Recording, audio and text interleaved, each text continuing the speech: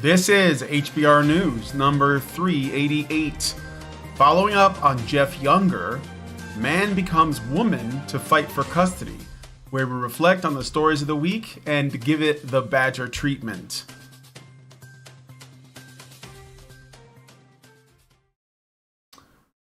Hello everybody and welcome to Honey Badger Radio. I hope you guys are doing well this week and that you're laughing at all of this absurdity so that you are not consumed by it. I am one of your hosts, Brian Martinez, and I'm joined by, as always, my austere patriarchs and our handmaiden, Hannah and Dr. Randermacam. Mike J will hopefully be joining us a little later.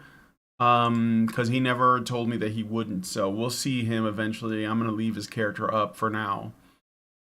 We have a great show lined up for you guys today, so please be sure to continue the conversations both in the chat as well as the comments section. On this week's HBR News show, we're going to be talking about recent news regarding Jeff Younger, who you guys might know as the man who was fighting for custody of his son so that he could prevent his wife from transitioning him. So we're going to get into that to find out the latest. Another man in a custody battle decides to identify as a woman so that it would give him a fighting chance to gain custody of his daughter and more. So stick around. It's going to be a good time. And be sure to join us afterwards for the patron-only show. I'm not doing a patron-only show today. I'm sorry. I'm not feeling well, unfortunately. So disregard that. I'm sorry. I'll try to make it up later in the week if I'm feeling better. But anyway, if you guys want to become a Badger yourself so that you can participate and listen to the patron-only shows, which are, we have them almost every day. It's very rare that we don't have one, for every show. Please consider becoming a Badger yourself by going to feedthebadger.com and setting up a monthly subscription. And if you don't want to wake up one morning to find that we have been yeeted from the internet, which, it feels like it's getting closer all the time, please go to badgerfeed.com. That's badgerfeed.com. I've noticed... By the way, if you guys can, maybe you should watch us over on Rumble. I know that a lot of people don't. They have problems with Rumble, just because it doesn't have like as slick of a user interface as YouTube does. But something I've noticed is that a lot of people that upload to YouTube are having entire segments of their videos removed, or they are removing them themselves because they don't want to piss off the YouTube overlords. So that may be happening to us as well. I don't know if they have editing authority, but they may. And one thing that has happened to us with YouTube, and I finally confirmed it, so that they force private some of our videos without telling us. Mm-hmm. And they did it to a whole bunch of my HBR Talk openers. Mm-hmm. And it took me a while to be sure that that's what happened. But there's a whole bunch of stuff and then there's some stuff that's just been removed. It's just gone. And mm-hmm. Allison didn't even know it was gone. Mm-hmm. So yeah, they remove videos. They take out chunks of video. They force private videos so that you can find them if you're, logged into your channel, but other people can't. And if you send the link, other people can't view the video because it's listed as, it's not even unlisted, it's private. Right. And if it's private, nobody can watch it except for the person who owns the channel. Mm-hmm. So yeah, I'm just saying, maybe follow us on Rumble, on Twitch, and on DLive if you can. That might be the better option, and I'd like to migrate everyone over to those three platforms. So anyway, with all that said, we're gonna move into the stories now. Thank you guys for coming on the show. Like I said before, it really means a lot. So let's start with, some of these stories are just so bad. But I mean, they're all pretty bad. they're all pretty bad. That's why we're here. We very rarely have good news. Yeah. Like I heard once, the news is a smiling man in a immaculate suit saying, "Good evening," and then proceeding to tell you every reason in the world why it is in fact not good evening. It's the Wojak meme of the crying Wojak with the smiling mask on. Yeah. Yeah. All right. So since Mike J is now here and you have the first story, let's do it. Yeah. So this is a follow-up, actually, to a story we talked about Coon's age ago, at least a year. Mm-hmm. And the wheels of justice turn slow, but they do turn finally. Yeah. And I think things were kind of seen through in this case. No more burying the lead. Let's get into it. So the trial of Dennis and Cynthia Perkins has concluded. The former Louisiana couple were convicted on a slew of heinous sex crimes, most of which involved minors. Before I begin reading this next sentence, if any of you are eating out there, come back to this one in maybe half an hour. You'll thank me. So Dennis, a former sheriff's deputy and SWAT commander, so someone that you really would hope wouldn't be doing these things, was convicted of over 150 crimes ranging from sexual assault of a juvenile, possession and creation of child pornography to, this is, prepare yourself, don't say Mike J didn't warn you, to lacing desserts with his own semen before it was fed to school-aged children. Gross. For his crimes, he was sentenced to 100 years in prison. Cynthia, formerly an English teacher at a junior high school, accepted a plea deal for testifying against her former husband. She pled guilty to many of the same charges as Dennis, including her roles in production of child pornography, second-degree rape, 2 counts of sexual battery of a child, 1 count of video of voyeurism, and for her role in the distribution of the tainted desserts to her own students. Yes, I remember this story now. Cynthia was given a comparatively lighter sentence of 41 years. And you'll be looking at this Daily Mail, this Daily Fail article about this. The headline is deputy sentenced to 100 years in prison after allowing his wife to use his sperm in cake batter for cupcakes that she fed to a student, which is such a bullshit tabloid trick. Sort of makes you go, wait, what? That's some sick shit, but it still seems like a harsh sentence for the crime of allowing your wife to do something. And it's not until the 4th bullet point below that where it says the pair were accused of producing child porn and sexual battery of a child, among other things. And you go, okay. That makes a lot more sense now. Mm-hmm. This wasn't just a one-off prank, albeit in exceptionally bad taste in more ways than one. This is that they're habitual criminals. And their 150 crimes were mostly along the theme of sexual impropriety with minors. 100 years, it seems kind of lenient, actually. That's less than a year for each crime against minors.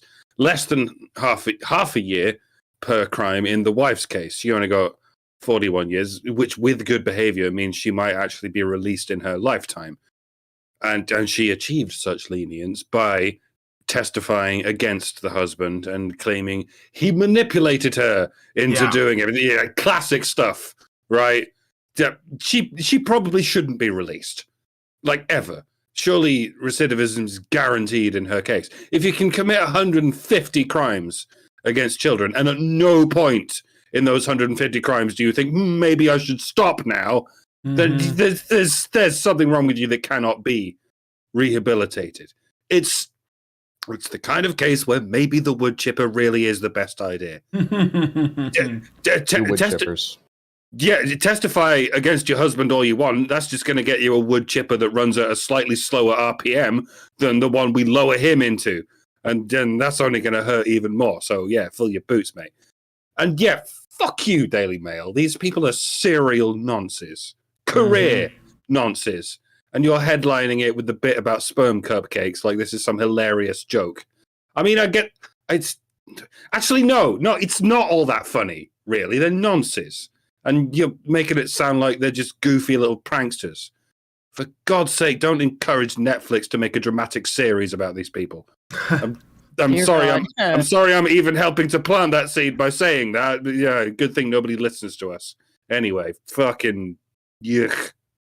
Oh yeah, the thing that really strikes me is that argument. The woman, oh, he made me do it. I'll testify against him. Poor me. And I'm sorry, but it's one thing if you can argue that you were talked into something that you weren't 100% sure was hinky, like a business deal that actually there were things he didn't tell you and he got the money from someplace illegal, or he did something illegal in the process that was hidden from you. Okay, then yeah, you should be testifying against your business partner and blah, blah, blah.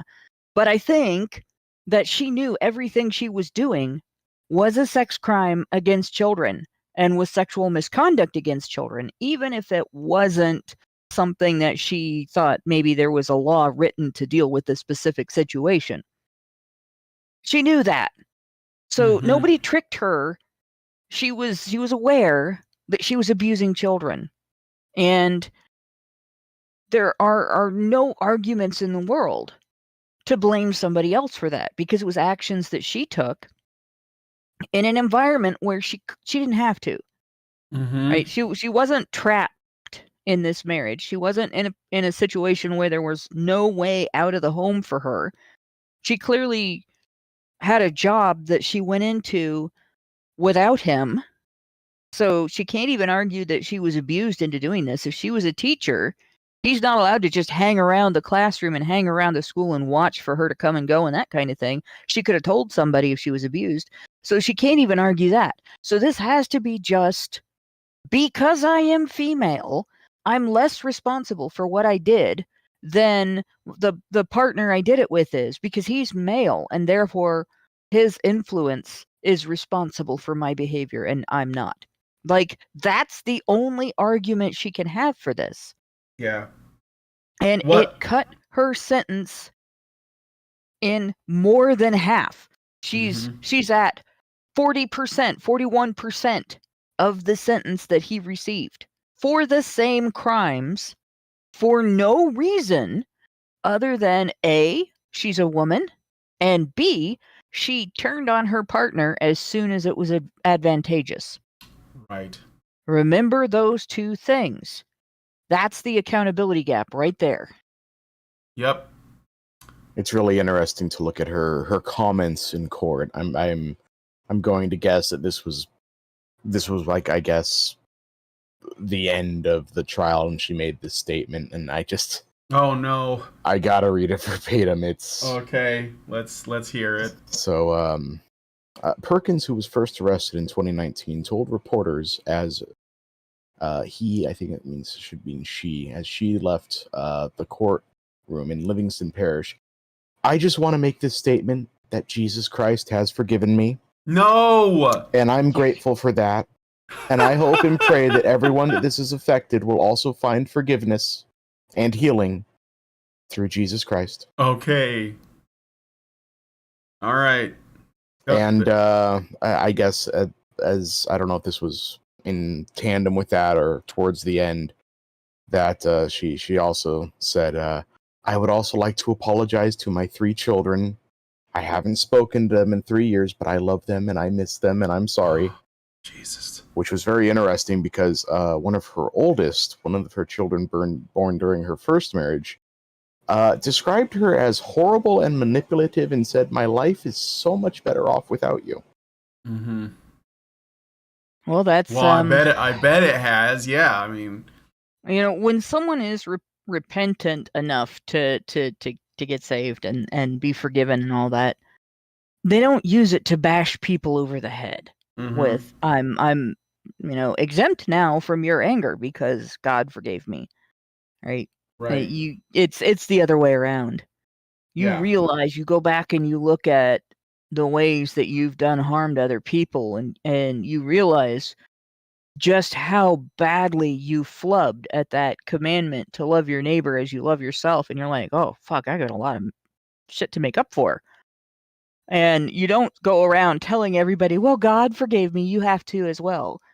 You try to be a better person, and if you can, you try to make up for it. Even if you can't make everything right, you try to at least improve the situation that you left the other person with from where you left it to wherever you can improve it to. Yeah. I don't know how I can explain it more than you just try to minimize the damage that you've done because you want to have not done as much damage as that. Yeah, and appealing to the Christian God isn't going to help you. Christians aren't going to go, oh, well, you're a Christian, so we love you. No, they're not all that into fucking...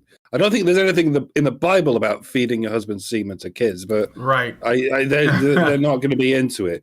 There's other gods you can appeal to, like the intersectional God. You can say, I'm just a map. I didn't act upon my urges quite as much as I could. It's not as though I fed my fanny batter to people. I fed he made me do it. The devil made me do it, and by that I mean, man, that would have got you off. That would have given you like 21 years, maybe, or got you off altogether. Yeah. Even in Louisiana. Sad truth. Sad truth. Yeah. Yeah. So I guess on the one side, it's good news because they did get sentenced. But I mean, they had to have gotten sentenced for fucking something. But on the downside, this happened to begin with. So let us know what you guys think about this story in the comments section. I guess that is now kind of a case closed, with that whole, I don't even know what to call it, that circus. And now it's behind us. And now we have to move on to the next story, which is way more sad. Sorry, guys. Not a lot of good news this week. Very exhausting. And we're going to be talking about Jeff Younger. Now, Jeff Younger has been in a years-long custody battle with his ex-wife, Anne Georgoulas. I could not pronounce her name before. What makes this story stand out is that his ex's affirmation of their son's transition into a trans female. So, the wife, Anne Georgoulas, wants to transition their son, who I think he's like 4 right now, but she started trying to do this when he was younger, I think 2. Don't hold me to that. I'm not certain about it. But he was very young, and she was trying to get him to live as a girl. And the husband was very much against that. And that's basically what started this whole thing to begin with. He was like, no, my son is a boy. This is how he should be raised. And of course, this is an irreconcilable difference. So she's going to try and take custody. And that's what's happening. As we've covered, Jeff Younger does not believe that his son James, who now identifies as Luna, is transgendered and contends that he acts male around him. Recently, he had petitioned his ex-wife from moving their 2 children from Texas to California, a state that, quote, provides refuge for trans kids and their families, end quote, where they currently reside. In 2021, a Dallas District Court judge had sentenced Georgoulas full custody and a court order that states that neither parent may treat a child with hormonal suppression therapy, puberty blockers, and or transgender reassignment surgery, if any, without the consent of the parents or a court order. end quote. However, California's Senate Bill 107 may override this Texas-based court order, as it, quote, authorizes a child to be removed from their parent or guardian based on that parent or guardian allowing their child to receive gender-affirming health care or gender-affirming mental health care, end quote. So Younger petitioned the state to order Georgopoulos to return the children to Texas before New Year's Day, when the California law became effective. The Texas Supreme Court has denied this request. The judges or justices did say that if Georgopoulos attempts to modify the court order by pursuing gender transition without Younger's consent, he could seek immediate appellate relief. Younger reacted to the dismissal, stating on Twitter, quote, "The Supreme Court in Texas denied my mandamus." I'm not sure if I'm saying that right, so. "Effectively terminating my parental rights. My children are now subject to being chemically castrated in California. Texas is an empire of child abuse led by Texas judges." He added, quote, "The only safe way for a man to have children is through a surrogate. In marriage, children effectively at law belong to the mother, not the father. Most men lose their kids. Surrogacy is the only way for men to be secure in their posterity," end quote. Okay. So to be clear, so people understand what the set of rulings there means really quick, the court put him in a position where he has the legal right to have the custody order changed if his wife attempts to transition the children, but he won't find out that she's doing that until after it's too late because of California law. So that's the short of it. It's okay.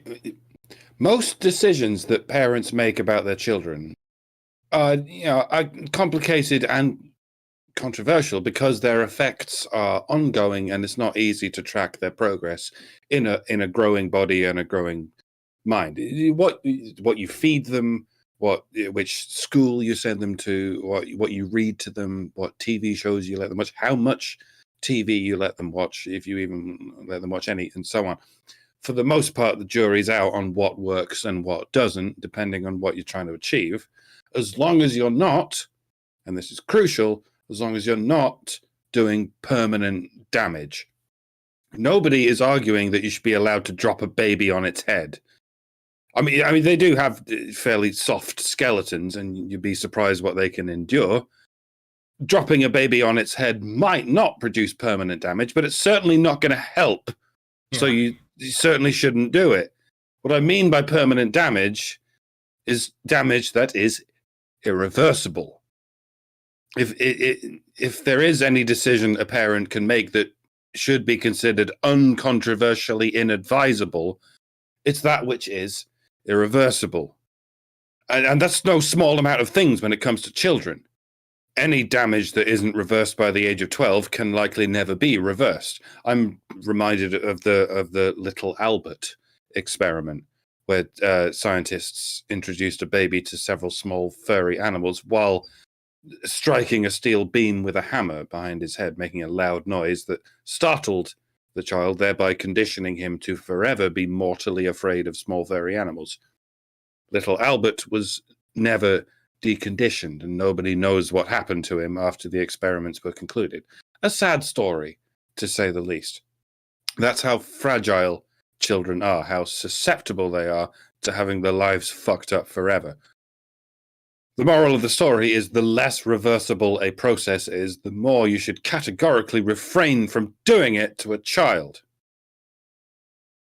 Is it anything but the no-brainer to end all no-brainers to say that no court in the land should allow any parent or anyone at all to perform a chemical or surgical intervention on a child that would be irreversible even if it was performed on an adult of any age? It should be out of the question. unless it is the only way and the last available option in pursuit of saving that child's life. And this is why the fucking quacks who perform gender reassignment on children have to tell you that it's to save their lives, even though it very clearly isn't. It's why they tell you that puberty blockers are reversible, even though they clearly are not. The case of James Younger should not be controversial. It should be open and shut. The mother wants to put him through an irreversible and completely unnecessary procedure, while the father wants to at least wait until the child is old enough to meaningfully consent to it. It might as well be that the mother wants to drop him on his head from the top of the Empire State Building onto a bed of nails, and the father would rather not. The only reason anyone is even seeing this as a controversy is because there's a sinister brood of quacks out there who are flagrantly lying to everyone about how severe head trauma is perfectly reversible and it could save lives. Why is this happening? Because it's somehow different when it comes to the pursuit of removing the world of masculinity. That's how far this gender cult has gone. That's how important it is that they erase male humans from existence. You can perform sick, hideous experiments on children that make the little Albert scandal look like a particularly milquetoast episode of Barney the fucking dinosaur, and it's okay, because it helps us in the fight against patriarchy. And anyone still has the chutzpah to claim that feminism is dead. Fuck me rotten. Really, Jogger? Really?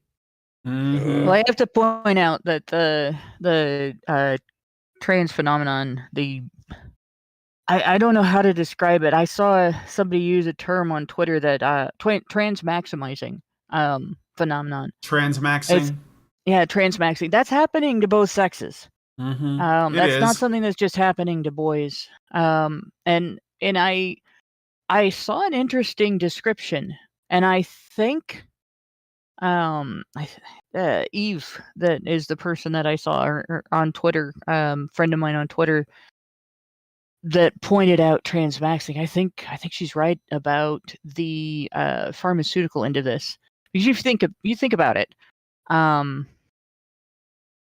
if you transition, which, like, I've said this before, gender dysphoria is a real thing that happens to some people. It is not as common as it is being made out to be, and it isn't as lightweight of a thing as it is made out to be, and it's not necessarily as cut and dried as it's being made out to be either, right?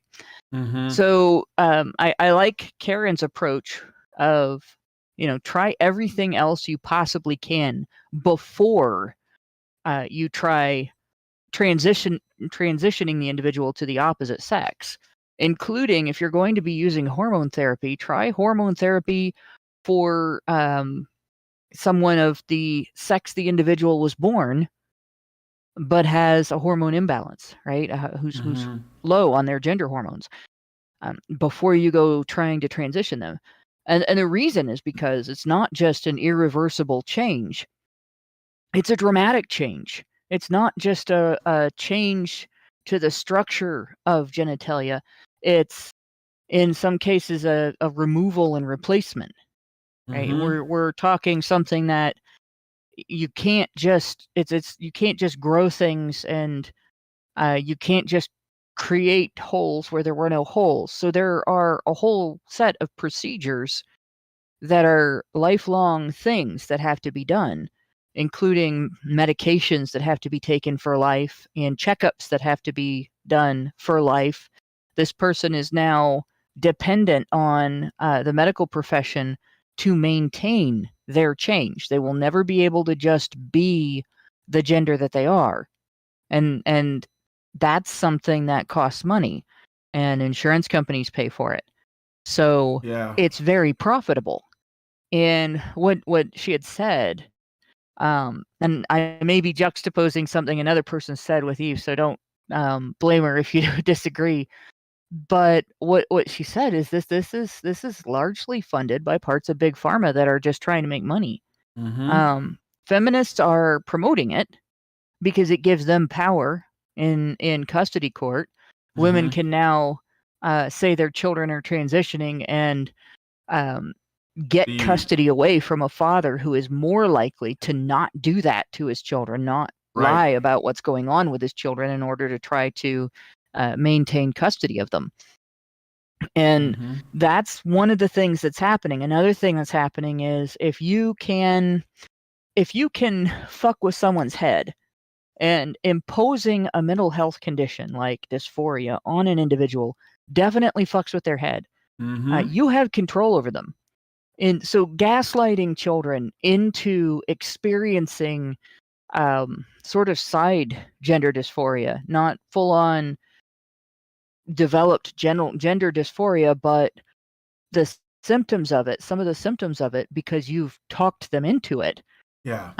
That actually can make them more malleable in terms of, well, you've accepted that. We expect you to also accept these things we're telling you are political truths. And I've experienced that kind of gaslighting, not over gender dysphoria. I had an ex that tried to convince me once that I had multiple personality disorder. And he really, really went hard into that. Had me thinking that I had lost time and had done and said things I had not done and said. The only clue that I had was the only person that witnessed those behaviors was him. Nobody else ever saw that, and they didn't exist before I started dating him. And that was the only thing that kept me from going crazy. And it Yeah. does. It makes you crazy when somebody does that to you. I don't know how to explain. It feels like it's this constant sensation of being twisted in the middle so that your front is facing forward and your bottom is facing backward. And Yeah. something is wrong and it hurts, but you can't put your finger on it and you can't fix it, right? And that's being done to children by people who profit from that or True who that. have the ability are going to use it to politically manipulate them. If you accept this, then you also have to accept that personal property is actually a violation of human rights. Mhm.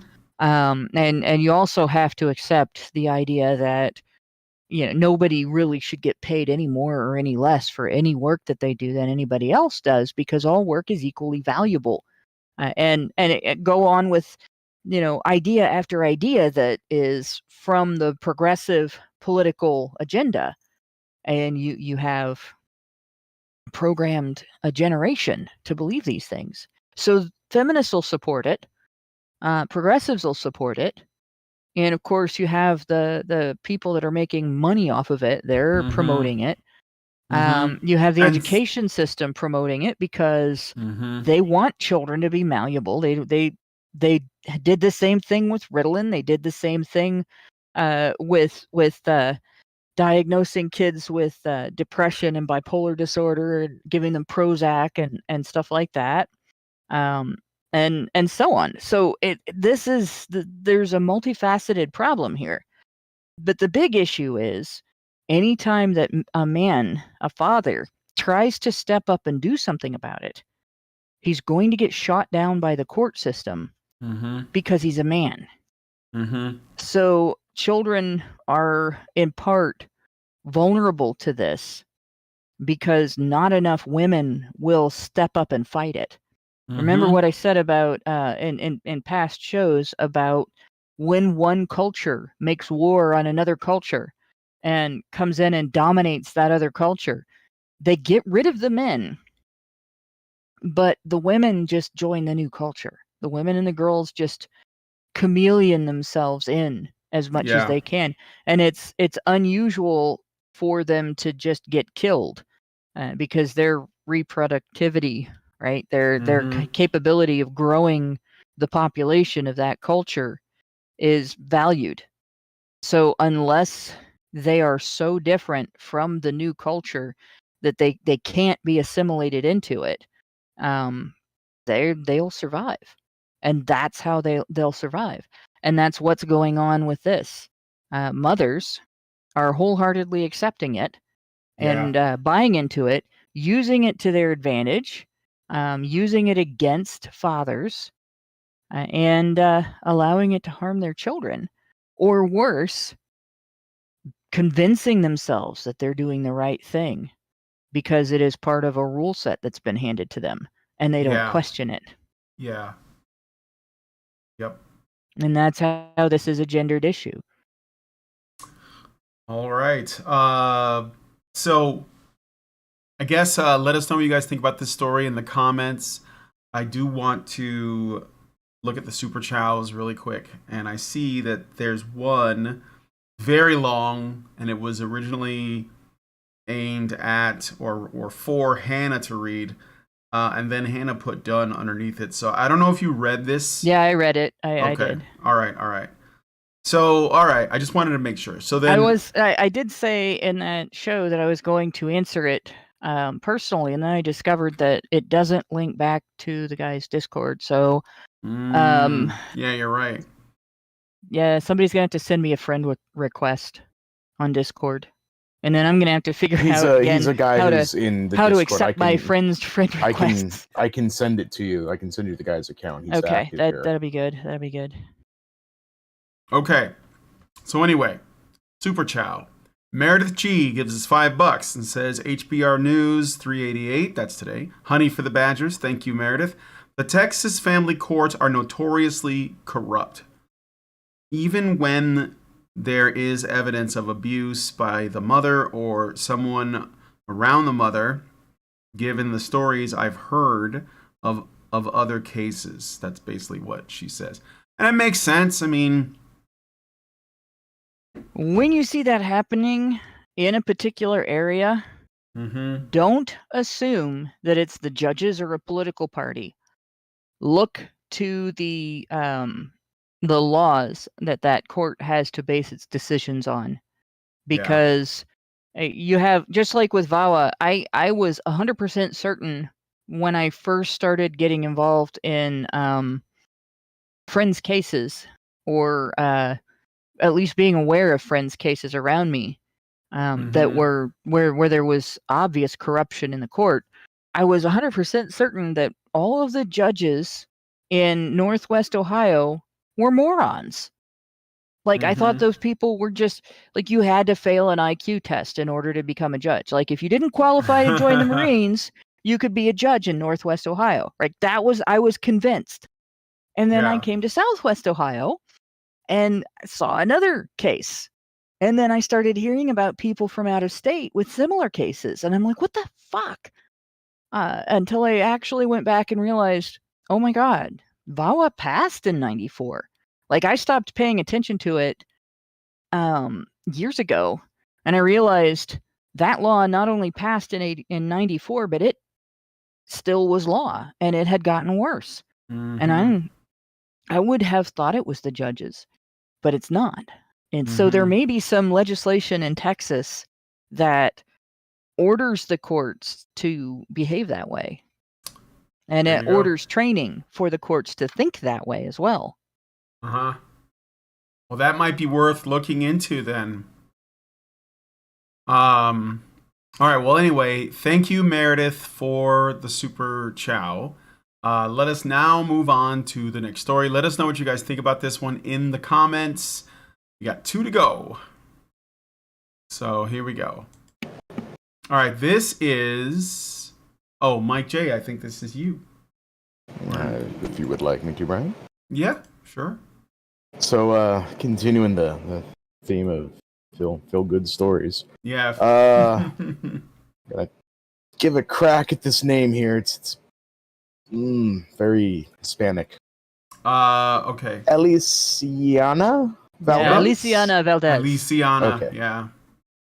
A 13-year-old living in Southern California, hey, that's where I live, had been the victim of online bullying for over a year and a half at the hands of another teenage girl. The teenage girl, whose name was not released due to her being a minor, it would later be revealed, all of this, that she was angry at Valdez as she perceived that they were both in love with the same boy. A boy that Valdez was simply friends with, and nothing more. Despite blocking the girl, creating new accounts to evade her, Valdez kept getting harassed by her, and this all came to a head when on April 26, 2021, during a family outing to a local park, the girl confronted Valdez and initiated a fight. The flailing cat fight soon took a very dark turn when the girl produced a knife from her back pocket and began slashing and stabbing at Valdez. The brutal attack left Valdez with cuts to her arms and torso, Ugh. a punctured liver, punctured kidneys, plural, Oh, a geez. punctured diaphragm, and a punctured pericardial sac. The attacks also left Valdez with internal bleeding. This coupled with her other injuries required immediate operation, which thankfully managed to save her life. Her attacker was arrested shortly afterwards and charged with 1 count of electronic harassment against a minor and 1 count of misdemeanor assault with a deadly weapon. What? Ultimately, the girl was given probation, Oh, Jesus Christ. a move that the prosecutor in the case believes is a direct result of LA District Attorney George Gascon's new emphasis on restorative justice. So a little bit about the anatomy here. You can die from just impact to your kidney. It doesn't have to rupture. Just impact to your kidney can kill you. Having it punctured, that can also be deadly. Your diaphragm is the muscle that operates your lungs. You can't breathe without it. Your pericardial sac is the lining around your heart. Pericarditis is sometimes also deadly. And guarantee if you puncture it, it's going to swell up. This crazy bitch almost stabbed her perceived rival, who wasn't actually even her rival, in the heart.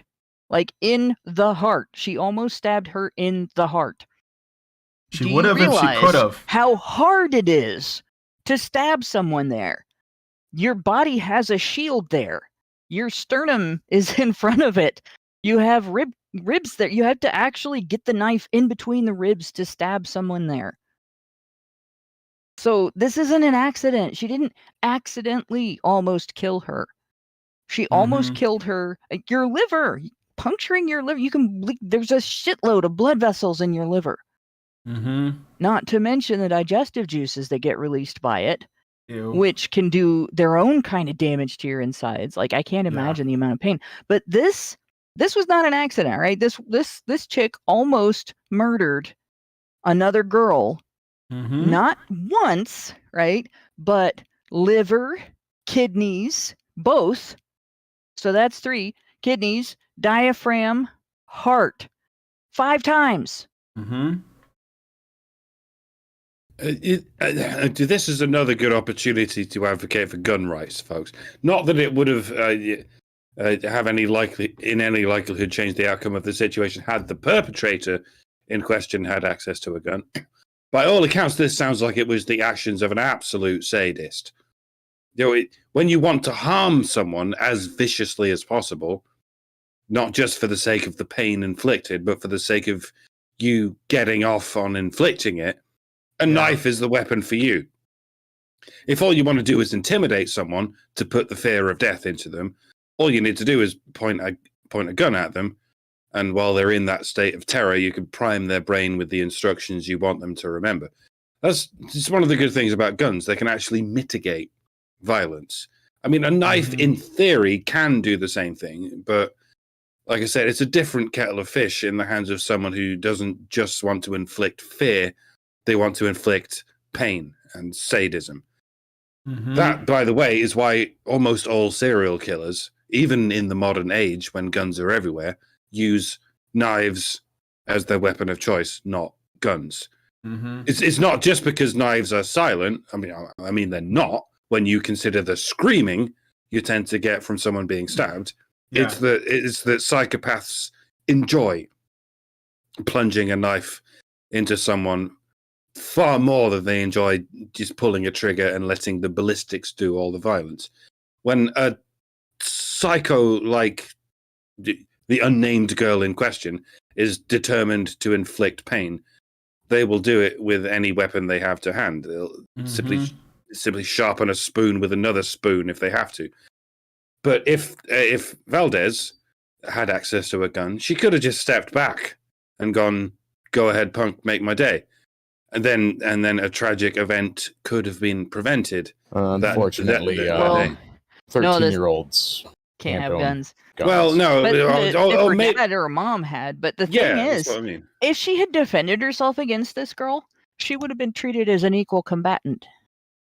It's a really sad thing. But if somebody attacks you, and you're female, and that somebody isn't a dude, right? If somebody attacks you and you're male, and that somebody isn't a dude, you can be presumed an attacker just for defending yourself. I speak from experience on that, right? I had to fight a disorderly conduct charge for that. I was assaulted in 2019, and it's been since expunged because even the judge gave me the most apologetic look during the case when it was being expunged. The cop really screwed up the case in her eyes, I think. But you can get cited or arrested for defending yourself from an attacker who is doing physical damage to your body. I had a concussion. I still have physical damage to my right eye from that assault. It'll never go away. It's never going to get better. My eyesight's never going to be back to normal. I'm always going to have a little black spot in my vision on the right side from that. And I never had any recourse because of that. And yeah, Wikipedia snippet, that was part of the problem. I didn't cry because I was taking care of another person who was much more vulnerable than me, and that's what I was focused on. And I couldn't do otherwise because I don't have it in me to stop taking care of somebody even if I'm hurt. If that makes sense. So, and because I wasn't panicked, well, and I've also experienced violence that was a lot more dramatic and frightening than that. I mean, I've had a gun pointed at me twice. And so the fists of another woman were scary and upsetting and painful, but they weren't the point of a gun. They weren't the barrel of a gun. There's death. I wasn't staring at death, okay? And I guess this situation, this girl she was staring at death. But if she had fought back, she probably would have had the same issue. There probably would have been a cop show up, take a look at them, and decide, well, this was just a chick fight, and I'm going to give them both the same treatment, regardless of who started it, regardless of what happened, regardless of how much damage there was, regardless of who brought a weapon. It's treated as just a flailing cat fight, and that's it. Yeah.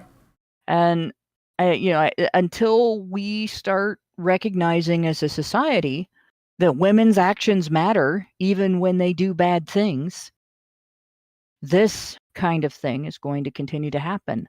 Yep. And people will die from female violence that goes unchecked because it's treated like it's not a big deal. And for that's what a girl experiences when attacked by a woman. When a guy has that experience, he doesn't even have to fight back to be considered the assailant. He just has to be accused of looking scary or being bigger or saying the wrong thing or just being male in the wrong place at the wrong time. That's it. Like I knew a guy that was convicted of assault because the girl that broke into his apartment actually broke into his apartment, not got invited, right? Broke into his apartment. Well, technically she used the key that she was supposed to have given back to him, but went into his apartment unwelcome, which is normally, if a guy does it, considered breaking and entering, took one of his own possessions and beat him with it until she fractured his skull and his wrist. Wow. He never hit back. He didn't defend himself because he was way bigger than she was, and he was afraid he would break her. And he was convicted of assault because when the officers asked her why she did what she did, why she went in there and why she attacked him, she said it was because she was afraid of him. Sounds So- good enough to me. Yeah, all she has to do is express fear, Take him away, boys. and he's the assailant. He's the Yeah. assailant. He's the bad guy. So like this situation, and I know with California and this quote unquote restorative justice, the issue is not just male female. It's racial. It's legal immigrant versus illegal intersectional. immigrant, citizen Yeah. versus non-citizen. It's Gay versus progressive straight. stack, right? Yeah, it's But yeah. so basically, your actions matter less to the state. You are irrelevant if you're a minority. That means if you kill somebody, it doesn't matter because you're a minority and you don't matter. You should be mad about that if you're a minority, right? Because the state is telling you that you're irrelevant. Not just that you can get away with doing bad things, but nothing you do matters. If bad things you do don't matter, good things you do don't matter either. So you're irrelevant. So according to LA District or Southern California or State of California restorative justice, according to George Gascon, if you're black, you're irrelevant, according to him, right? That's his idea. He thinks you're irrelevant. He thinks you're irrelevant if you are an undocumented immigrant. He thinks you're irrelevant if you're female. He thinks you're irrelevant if you're not of the prevalent religious outlooks in Christianity and Abrahamic religion or atheist.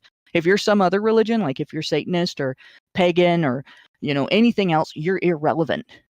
What you do doesn't matter. Therefore, if you commit a crime, you get restorative justice.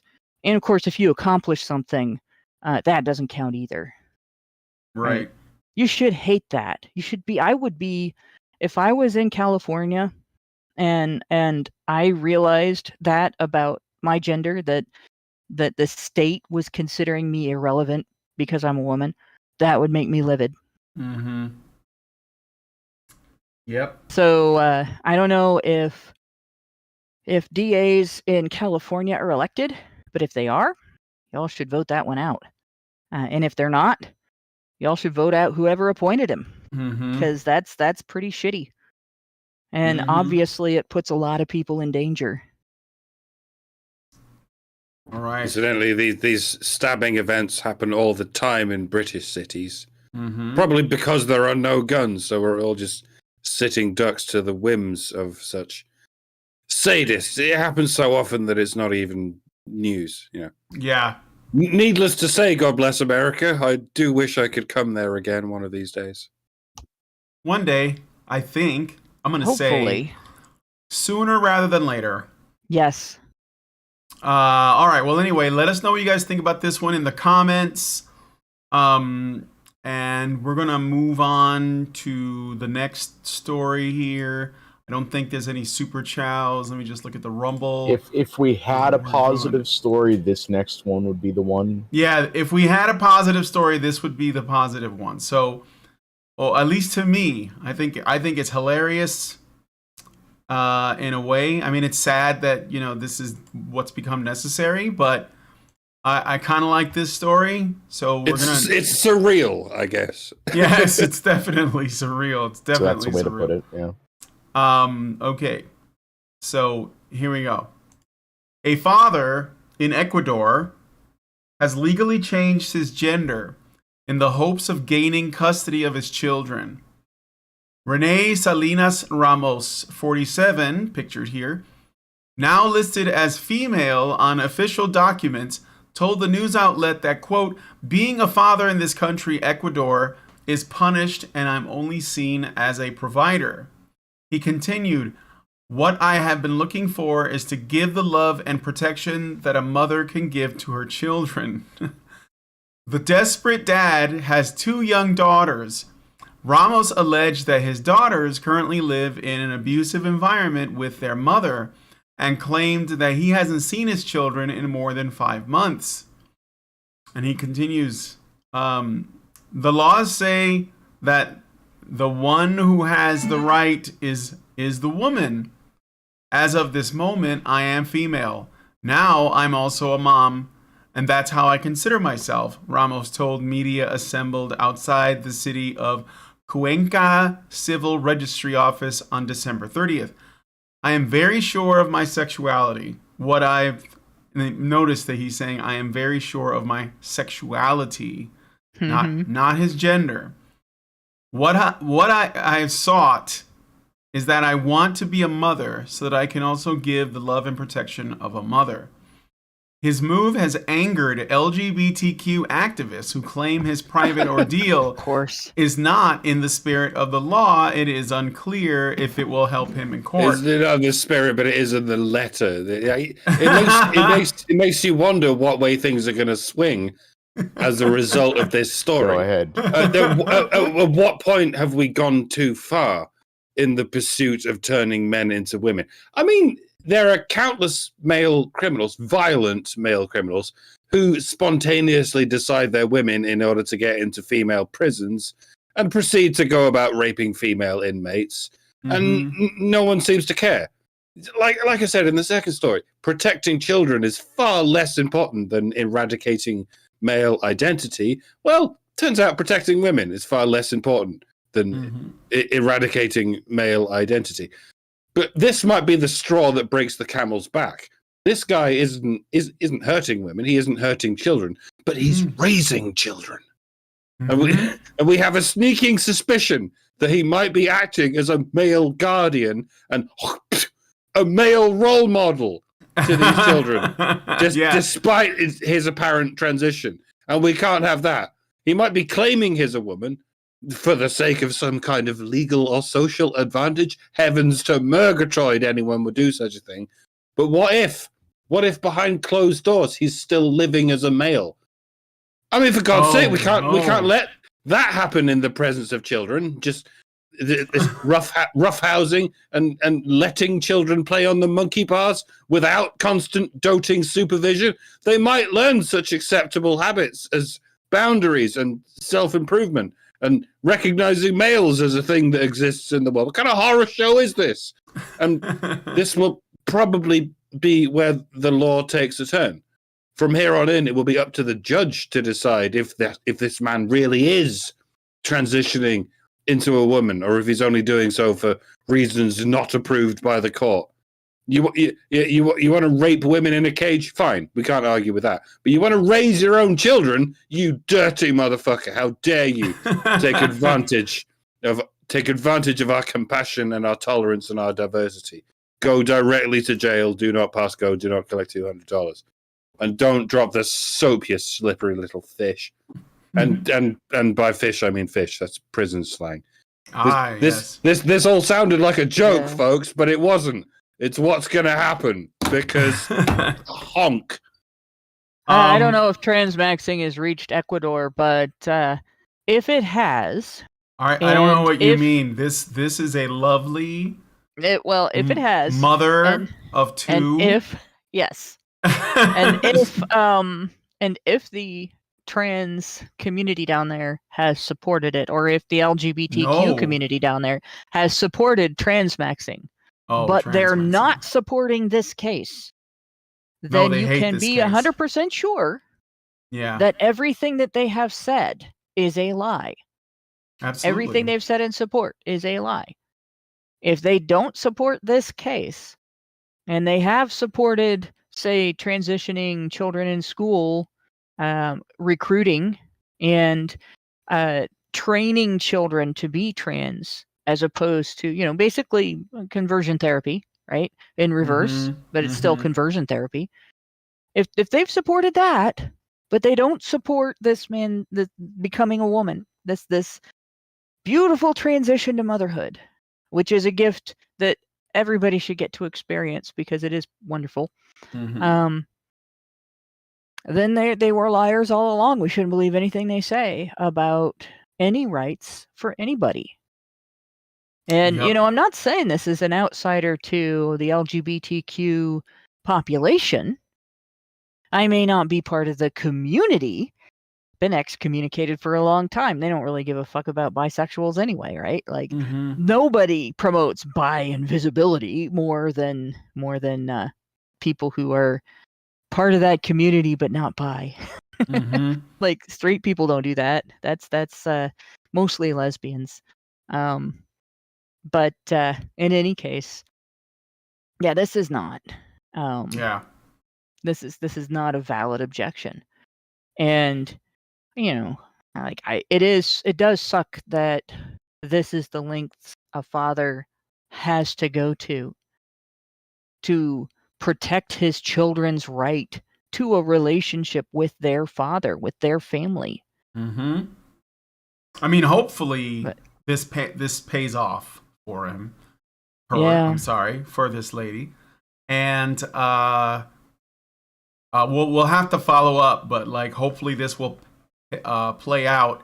And because I think that this is going to potentially, it could start, a whole slew of things like this. I mean, how many fathers can't see their kids and they're worried about what their kids are going to be taught, what like what the mother might do to them, because moms, they get sucked into this whole trans ideology really easily, it seems.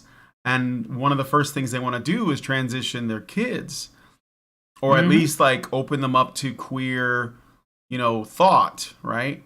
And so if more and more men start coming out as women, and then, they'll have the advantage of being trans, so maybe they can get custody.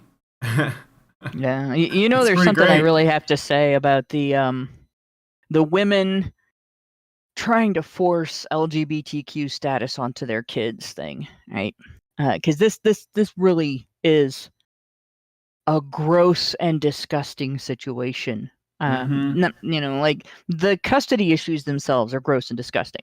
Wanting to cut a member of your child's family that is a caregiver and someone who loves the child and who the child loves, right? Wanting to cut that person out of the child's life for any reason is bad. That's abusive. That's wrong. We know that, and it's gross and disgusting in and of itself. But these women who are using,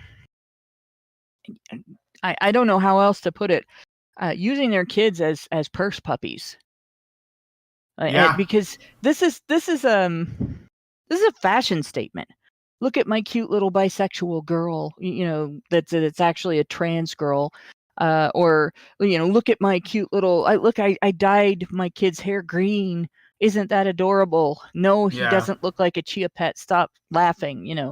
Like it's fun when your teenager wants to have cool, different, weird hairstyles, and you can accommodate that and do something fun together, and remind them, I'll get it out of your system now, so that when you want to get a job, you've already done it, and you don't feel bad if your workplace says no unnatural hair colors, right?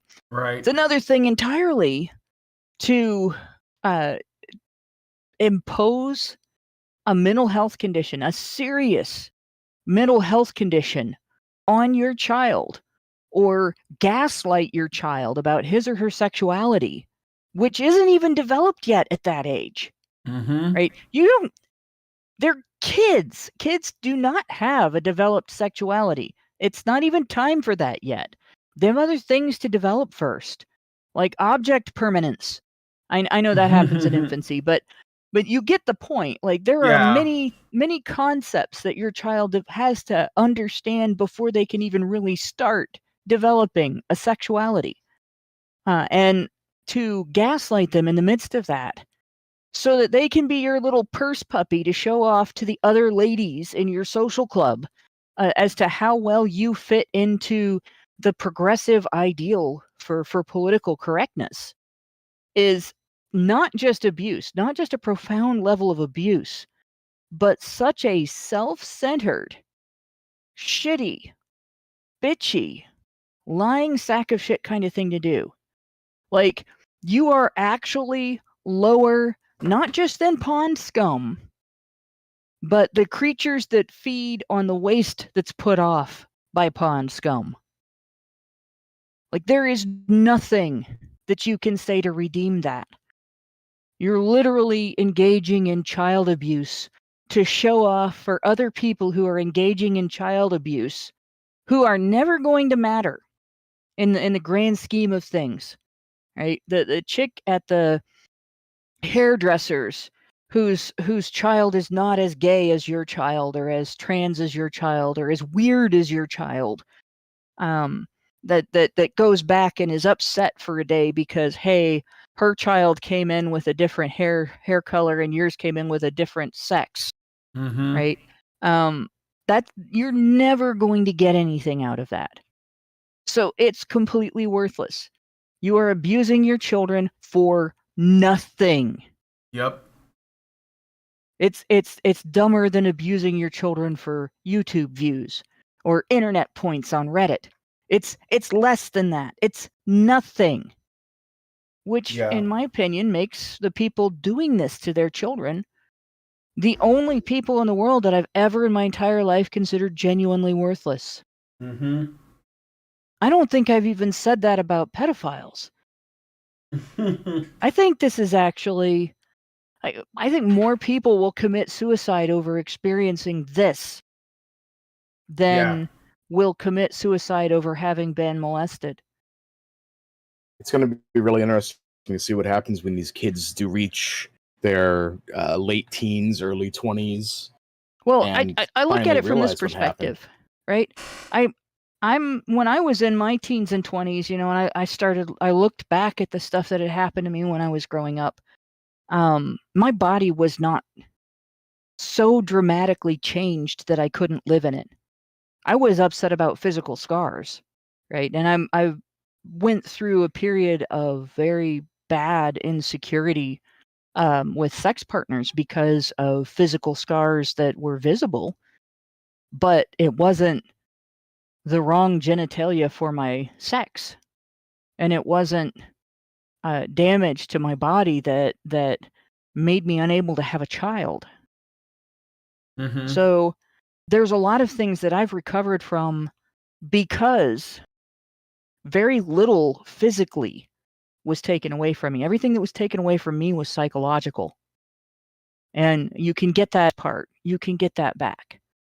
And the remaining damage is not hard to live with. It's not even as hard to live with as physical damage that makes you walk with a cane. Mm-hmm. It doesn't even constitute an equivalent to physical damage that makes you walk with a limp. Maybe you walk a little more cautiously, right? Choose your steps carefully. Don't step on uneven ground, right?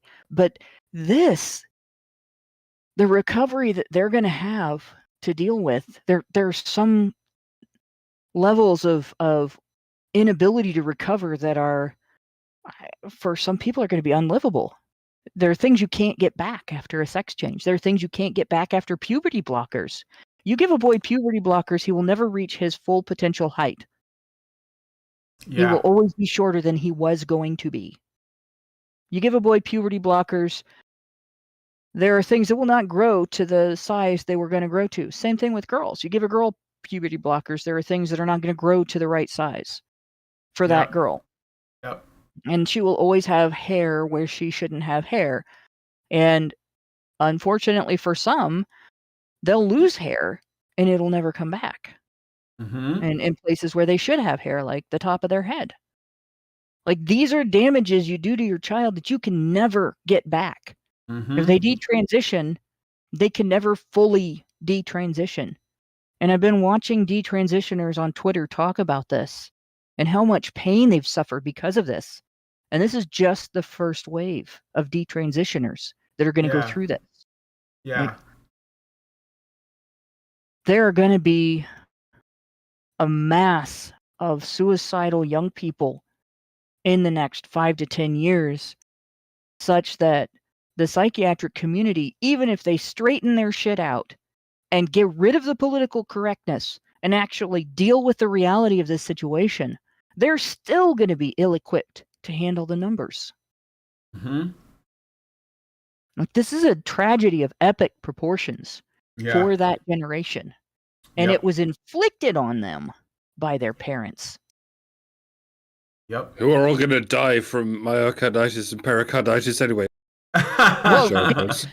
get ready to be foisted off into a nursing home when you're old. That's all I gotta say. And by the way, you don't want that. No. All right. All I'm going to say is might be a pertinent time in the future to get a defense fund ready for some of these kids. Mm-hmm. Yeah. Because a lot of these parents might not make it to nursing homes. That's true. Yeah. All right. So with all that said, that's the show, guys. So thanks for coming on and spending time with us. Sorry if this was kind of Okay, a I downer. gotta say one more thing. I gotta address something. All right, Because all I right. see the phrase LGBT silencing detransitioners. All right. Somebody disagreeing with you and calling your perspective invalid is not silencing you. If you get to say it, you have not been silenced. That's it. That's all I want to say. Mm-hmm. Mm-hmm. All right. So we're gonna go into the patron show, or not? No, we're not doing that. No patron shows today. Sorry.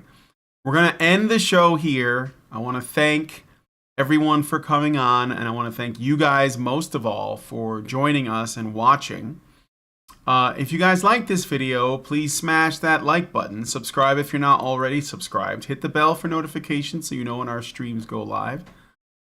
And leave us a comment and beyond, because we need to know what you guys think about this stuff. And most of all, please share this video because sharing is caring. All right, so thank you guys so much for coming on today's episode of HBR News, and we will talk to you all in the next video. Men's rights activists are machines, dude. Okay? They are literal machines. They are talking point machines. They are impossible to fucking deal with, especially if you have like a couple dudes who have good memory on top of that too. Holy shit, you're fucked.